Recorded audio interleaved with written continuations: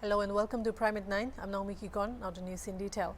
With the protests against the new military recruitment scheme spreading to 8 states, the government today announced 10% reservation for Agniveers in the Central Armed Police Forces and Assam Rifles. The Ministry of Home Affairs also announced 3 years age relaxation beyond the prescribed upper age limit to Agniveers for recruitment in the two paramilitary forces. The first batch of Agniveers will get age relaxation of 5 years beyond the prescribed upper age limit, it said. The announcement comes days after Union Home Minister Amit Shah announced that preference would be given to Agniveers in the CAPFs. The centre has already announced one-time change in the age limit for the new military recruitment scheme to 23 from 21. The decision was taken as no recruitment has taken place in the last 2 years. Currently, over 73,000 posts are vacant in the 5 wings of the paramilitary forces. That includes Border Security Force, Central Reserve Police Force, Indo-Tibetan Border Police, Shastra Seema Bal and the Central Industrial Security Force. As many as 73,219 posts are vacant in CAPFs and Assam Rifles, suggests Union Home Ministry data. Besides, 18,124 posts are also vacant in police forces in Union territories.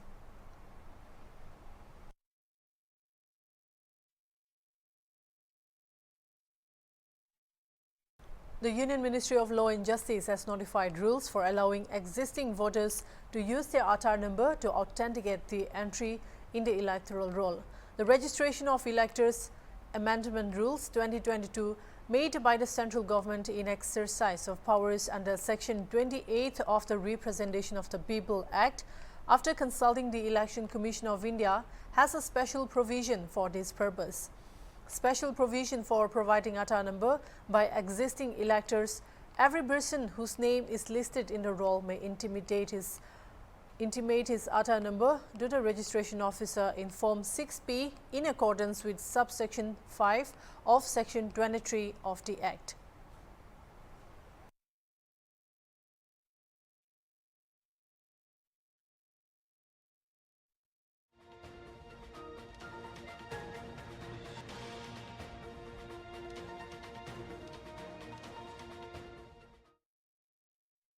The idea of free, fair and clean elections in Auckland continues to be a community aspiration. People and organizations have been encouraging voters to vote honestly, uninfluenced by money or vested interests, and to encourage political parties to engage in honest electioneering. While clean election events are regular, there are a few individuals who want to inspire change in their own way, far from media attention. One such person is 41 years old Chumbemo T. Nguli from Sungro village in Wokha district, who walked through water and rock in one of the remotest rural regions of Wokha district to encourage villagers to vote clean.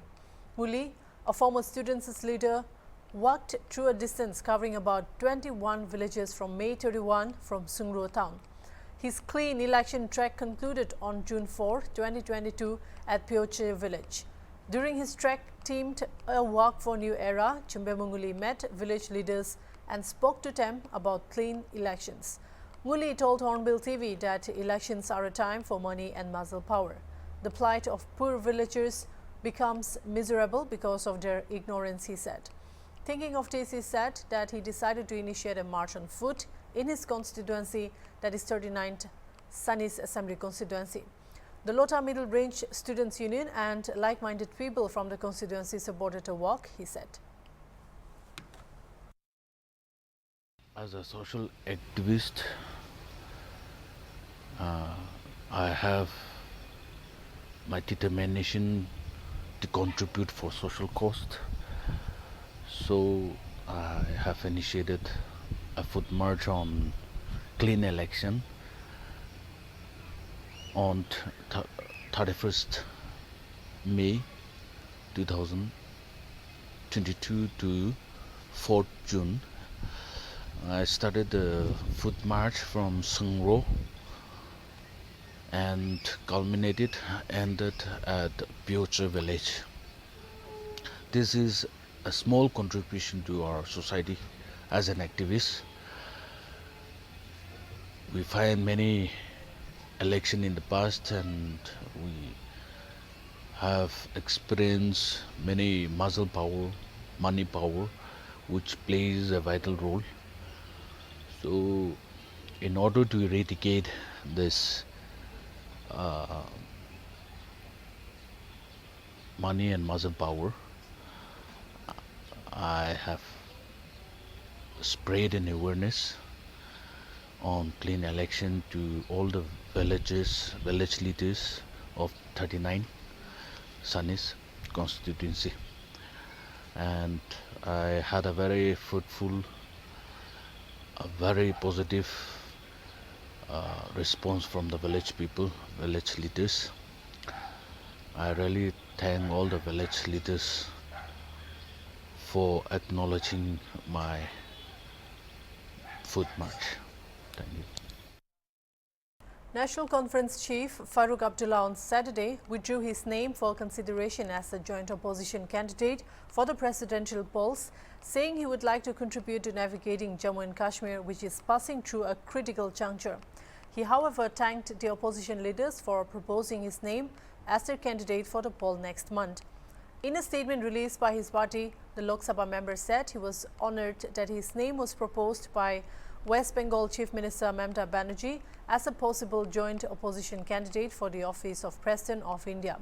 Subsequent to Mamata Didi proposing my name, I have received a number of calls from opposition leaders offering their support for my candidature, Abdullah said in a statement. He said he had discussions with senior colleagues of his party and family about his unexpected development.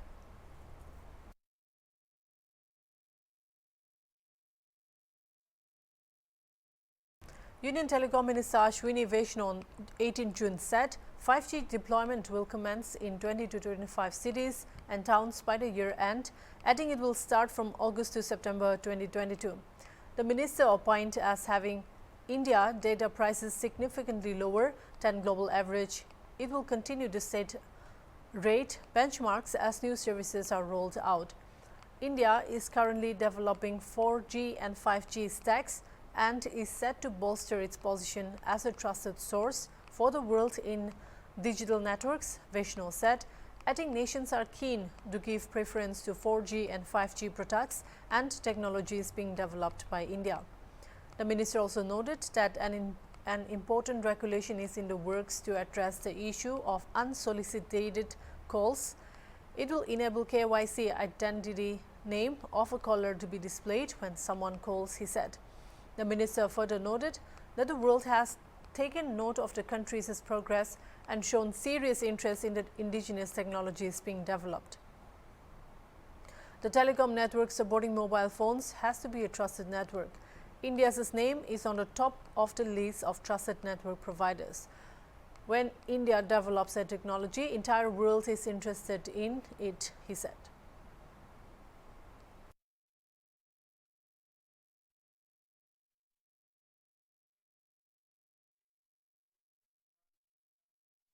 Photography Club Dimapur launched its official website www.pcd.org.in at Nagaland Coffee House in Dimapur today.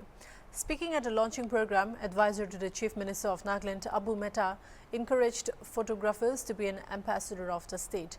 Advisor for TAFMA, Teja Meru, also attended the launching of the website.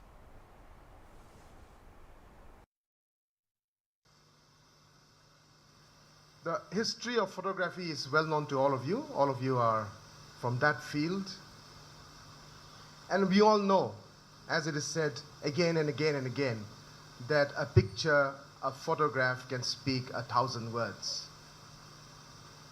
Today, the photographers of Nagaland, young, old, wherever you may be holding an SLR camera, you may be holding a mobile phone, any sort of camera, any sort of device that can capture an image is, I think, a photographer.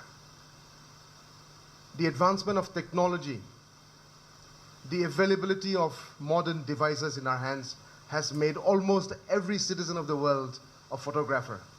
Today, photographers are not those ones who are moving around with an SLR camera in different corners of the world, but young people, school children, old people, grandparents, a guy just holding a smartphone, they're all photographers. And I think photography is going to be the new ambassador of whoever you are, wherever you are. We want photographers of Nagaland to be the new ambassadors of Nagaland. There are times when you cannot explain. There are occasions when you cannot write. And it is those times when a photograph speaks, a picture speaks. And today, with the power of social media, Facebook, Twitter, Instagram, Snapchat, the power of social media can reach your work to any corner of the globe. A picture taken in one corner of Nagaland can reach any continent within seconds once you post it on social media, something like Instagram. The other day I went to an exhibition of these Naga jewelry, and I was interacting with the people who had set up stalls. There were about 16 of them. And when I was interacting with each one of them, they all did business in different platforms. There are about 3 or 4 of them who had their boutiques and showrooms in Kohima and Dimapur. But interestingly, it was those ones who were selling their stuff on Instagram that did more business than the ones who had shops. So that sort of explains, even in our very simple terms, the power and reach and simplicity of how you can use social media. Today, you have information in your fingertips, a little device that you hold and tap with your fingers. Knowledge is available to everybody. There is no excuse for not knowing. Information is available at the tap of a few fingers. Therefore, you should use this information. You should use the power of social media to empower yourself, to pursue your dreams, to pursue your aspirations, and to also fulfill your career dreams. Nagaland needs positive ambassadors. For too long, we've been known for all the wrong reasons. Insurgency, violence, tribalism. We have to overcome these experiences, these challenges, and take Nagaland towards a new future. And here, young minds, young people have to be the driving force. Social media has power. It can reach any corner of the globe, but it is also very dangerous. I want to send a message to all the people across the state through my friends in the press and media that we should use social media responsibly. Today, a huge percentage of information shared on various platforms are mostly fake news, wrong information, propaganda, agenda-based, divisive, polarizing. As responsible citizens, we must use social media responsibly. We mustn't try to be the first guy to forward that new information to the next WhatsApp group. We mustn't try to be the first one to share that in our family group. But rather, if we are a responsible citizen, we must first fact check it. We must ensure that the information is true. And even if it is true, we should not share or spread it if we feel it's going to hurt somebody, if it's going to put somebody down. তো আজি আপনিগান এইটো ৱেবছাইটটো খুলি লৈছে আপনিগান লগা club members কান কিমান আছে আৰু কেতিয়াৰ পৰা এইটো শুৰু কৰি নাই আছে এইটো অলপ কৈ দিবি Photography Club Dimapur was formed in 2013 by a group of friends who wanted to build a community which could bring Nagaland into world photography. And today, after so many years, we are up to 40 members in strength, and we are constantly growing. At this moment, we do not have any heavy criteria for new photographers to come and join the club. They just need to have the passion for photography and a simple camera with them, and they can join. Unlike others who need so many years of experience, who ask for different distinctions. But right now, building a community is our priority, and so we urge all other photographers of Dimapur, Nagaland, and other districts to come forward, join with us, and build a better Nagaland. Thank you. Our photography website, as of now, is very basic, but it has a capacity to grow into a very informative and high-tech digital platform for media creators. So we will be holding online competitions, exhibitions. There will be galleries, and also there will be member logins as well. So all those people who want to join in the future can join in through the website as well. Photography as a profession actually is very viable these days. We want to make youngsters aware of different avenues that photography can take them into. Not just one sort of genre, but they can branch out into so many, which have a lot of fruitful impact for the future. So as of now, our photography club, we have so many plans for the future. We want to take this community to greater heights so that we can interact with not just ourselves, but also people from outside different states. We would want them to interact with resource people who are very, very experienced. They can bring their knowledge and take their game further. Also, we would like to connect with different departments, tourism, as well as information and publicity, and the task force as well. So all of these together, we can contribute and make a brighter future for all our people. Yeah. With the aim to push music industry in Nagaland forward, the Task Force for Music and Arts is all set to launch its Naga Music app. The app is likely to be launched by the end of July or August this year. Advisor of TAFMA, Tejameru, informed that all the works of Naga musicians will be uploaded in the Naga Music app. Let's have a look with our reporter Adona for more detail. तो sir Mohan जानी पाइसे कि जो Naga music app develop करेगा launch करूँगा भी कोई ऐसे तो when can we expect that आरो किन्हीं process तो किन्हीं जासा लोग कोई भी Well, the TAFMA app, we have been talking about this for quite some time now, and it's been a long process. But in order to come up with something, a quality product, I think takes time. Like all things, all good things take time. We are almost ready. It's not a very complicated app. We have simplified it. What it will contain is the name of all the impaneled musicians, music schools, production houses, district partners, vendors. So it's a sort of a one window stop where people can actually, who needs our service, be it calling a musician for your wedding, birthday, or a church, or anywhere, or you want our sound system, or you want to study in some of our schools. This app will have a short bio, all the social media handles, so that the public can have easier access to what Nagaland is doing, and sort of all the people who are involved directly, as a full-time basis. We are hoping that by the end of July or August, it should be out. So we are working very hard. We are in the final stage, and I'm very excited. See, for the past 2 years, I know we have gone through the lockdown. So our primary activity has only been on the digital space. It's only now that we are coming, sort of the physical have started. We are working in sort of with the vision of amplifying the creative scene of Nagaland. That is our vision. And we have adopted 4 missions, sort of 4 steps to achieve for that vision.